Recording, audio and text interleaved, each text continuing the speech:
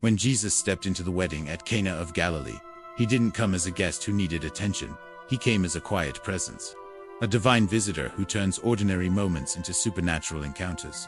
The wedding feast was joyful, full of laughter and celebration, until the unthinkable happened.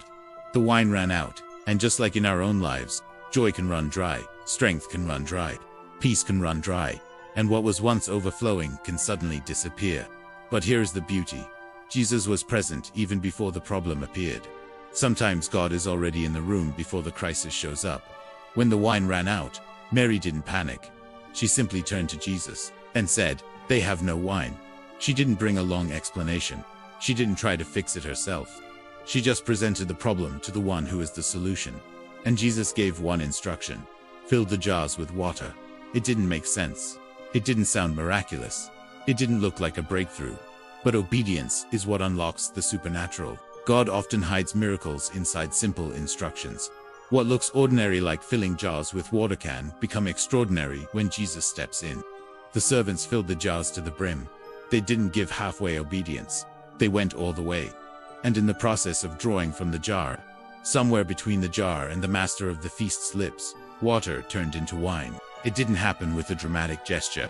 It didn't happen with thunder or spectacle. It happened quietly, mysteriously, powerfully, because miracles don't require noise, only Jesus. This story teaches us that Jesus is still the one who transforms.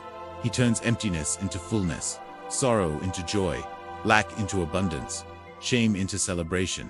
And notice this: the wine Jesus produced was better than what they had before. When God restores, He doesn't give back the same, He gives better.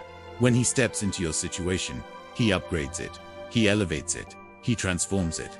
Maybe right now you feel like those empty jars, lifeless, drained, tired. Maybe you feel like something important in your life has run out. But Jesus is still in the business of turning water into wine. He still transforms ordinary into extraordinary. He still shows up when you least expect it. He still saves the best for last. So today, trust Him with what seems empty. Offer Him what looks ordinary. Present the problem just like Mary did, and allow Him to transform your life quietly, beautifully, powerfully, so that when your miracle comes, people will taste and say, "Surely, this is better than what I had before."